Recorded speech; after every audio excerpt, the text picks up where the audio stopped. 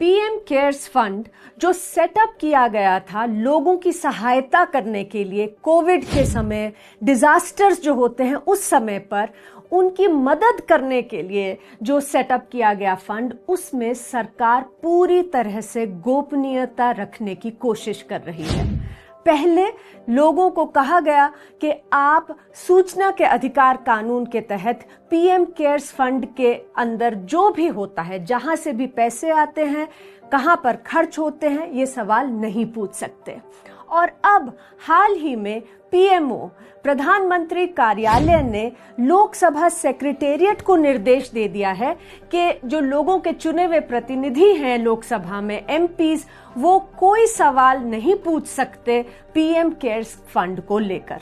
अब ये समझना जरूरी है कि पीएम केयर्स फंड मार्च 2020 में लागू हुआ। ये फंड बनाया गया और ये फंड ट्रस्ट के रूप में सेटअप किया गया। इस ट्रस्ट के एक्स ऑफिशियो कैपेसिटी में चेयरपर्सन हैं प्रधानमंत्री देश के, और इस ट्रस्ट में ट्रस्टीज हैं हमारे देश के 3 सबसे बड़े यूनियन कैबिनेट मिनिस्टर्स, गृह मंत्री, रक्षा मंत्री और वित्त मंत्री। ये तीनों भी अपनी एक्स ऑफिशियो कैपेसिटी में ट्रस्टीज हैं पीएम केयर्स फंड ट्रस्ट के। अब देखा जाए तो यही समझ आता है कि अगर किसी भी ट्रस्ट के जो चेयरपर्सन है वो प्रधानमंत्री हैं और 3 बड़े मिनिस्टर्स जो हैं वो उसके ट्रस्टीज हैं, तो ये तो सरकारी ट्रस्ट ही होगा। साथ ही में ये सरकार ने क्लियर इंस्ट्रक्शंस दिए पीएसयूज को, दूसरी कंपनियों को, कि ये ट्रस्ट जो है ये केंद्र सरकार द्वारा बनाया गया है, मतलब कि ये सेंट्रल गवर्नमेंट द्वारा बनाया गया ट्रस्ट है, ये पब्लिक ट्रस्ट है और इसमें सीएसआर के पैसे डाले जा सकते हैं जो कि कॉर्पोरेट सोशल रिस्पॉन्सिबिलिटी के पैसे होते हैं। अब हमने देखा कि पहले ही 3 महीने में जब ये ट्रस्ट फॉर्म हुआ तो 3000 करोड़ रुपए से ज्यादा का चंदा पीएसयूज, जो कि लोगों के टैक्स के चंदे से चलता है, वो पीएसयूज इन्होंने इस पीएम केयर्स फंड ट्रस्ट के अंदर पैसे डाले और तमाम लोगों ने, देश से विदेश से कंपनियों ने पैसे भरमार इस ट्रस्ट के अंदर डाले। 13,000 करोड़ रुपए इस ट्रस्ट में इकट्ठे हुए पहले 3 साल में ही। लेकिन जब लोगों ने सूचना मांगने की कोशिश की सूचना के अधिकार कानून में, तो ये कहा गया कि ये तो सरकारी ट्रस्ट है ही नहीं, ये सेंट्रल गवर्नमेंट द्वारा बनाया गया ट्रस्ट नहीं है, ये प्राइवेट ट्रस्ट है। तो मतलब सीधी बात ये हुई कि जब पैसे इकट्ठे करने थे तब कहा गया कि ये सरकारी ट्रस्ट है, और जब लोगों ने सवाल पूछे, जवाबदेही मांगी, पारदर्शिता मांगी, तो कहा जा रहा है कि ये तो सरकारी ट्रस्ट है ही नहीं। अब इससे बहुत बड़े सवाल उठ रहे हैं। पहला सवाल तो ये उठ रहा है कि अगर प्रधानमंत्री किसी ट्रस्ट के चेयरपर्सन हैं, तो अगर वो पर्सनल ट्रस्ट है, प्राइवेट ट्रस्ट है, तो वो किसका ट्रस्ट है? क्या वो भारतीय जनता पार्टी का प्राइवेट ट्रस्ट है? और अब प्रधानमंत्री कार्यालय एमपीज को, मेंबर्स ऑफ पार्लियामेंट को, सांसदों को कह रहे हैं कि आप भी सवाल नहीं पूछ सकते। तो क्या ये ट्रस्ट पूरी तरह से हमारे लोकतांत्रिक जो अधिकार है, सूचना का अधिकार, उससे लोगों को वंचित रखेगा? क्योंकि ना लोग सवाल पूछ पाएंगे और ना ही लोगों के चुने हुए प्रतिनिधि अब लोकतंत्र में सवाल पूछ पाएंगे संसद में। तो क्या ये ट्रस्ट सरकार समझ रही है, ये ट्रस्ट प्रधानमंत्री कार्यालय कह रहे हैं कि ये पूरी तरह से लॉ के ऊपर है, it's above all laws of the country? आज बड़ा सवाल ये उठ रहा है कि अगर कुछ छिपाने की बात नहीं है, भ्रष्टाचार नहीं हो रहा, रॉन्ग डूइंग नहीं हो रही, तो सरकार किस चीज से घबरा रही है?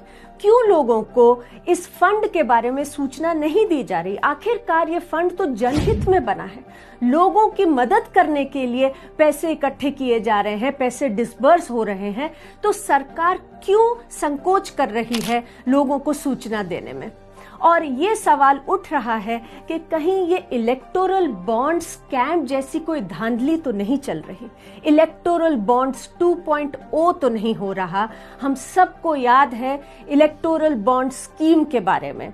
इलेक्टोरल बॉन्ड्स एक ऐसा जरिया थे जिससे कोई भी डोनर, कोई भी कंपनी किसी भी पॉलिटिकल पार्टी को कितने भी हजारों करोड़ों रुपए पैसे दे सकती थी, लेकिन किसी को मालूम नहीं पड़ता था कि किसने किस पॉलिटिकल पार्टी को कितना पैसा दिया। और जब सुप्रीम कोर्ट ने इलेक्टोरल बॉन्ड स्कीम को रद्द किया और ये आदेश दिया कि सारी सूचना लोगों के सामने रखी जाए, तो बिल्कुल साफ हो गया किस तरीके से भ्रष्टाचार चल रहा था, क्विड प्रो को जिसे हम कहते हैं। बड़ी बड़ी कंपनियां पैसे दे रही थी रूलिंग पार्टीज को, और उसके बदले में, इलेक्टोरल बॉन्ड्स के बदले में, वो कंपनियां ठेके ले रही थी, कॉन्ट्रैक्ट्स ले रही थी।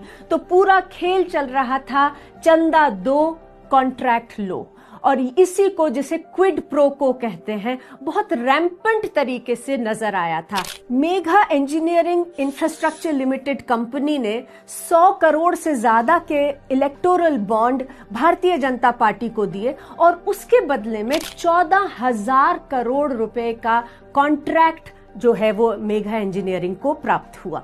उसी तरह से बड़ी कंपनियों ने क्विड प्रो को का जो पोटेंशियल जो एक्सचेंज है वो देखा हमने होता हुआ।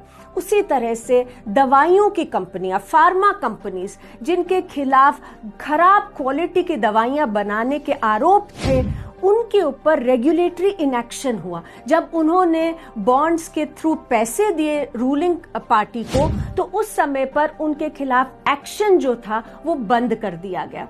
उसी तरह से सीबीआई, ईडी जो थे, जिनके खिलाफ बड़े बड़े मुकदमे चला रहे थे, रेड हो रही थी, उन सब को ठंडे बक्से में डाल दिया गया जब उन कंपनियों ने electoral bonds Bharatiya Janata party को दिए। तो आज सवाल यही उठ रहा है कि क्या ये पीएम केयर्स फंड में भी इसी तरह से कंपनियां पैसे तो नहीं दे रही क्विड प्रो को के लिए? क्या ऐसा तो नहीं है कि जो पीएम केयर्स फंड है वो क्विड प्रो को रेगुलेटरी इनएक्शन और एक्सटॉर्शन का एक तरीका बन गया है?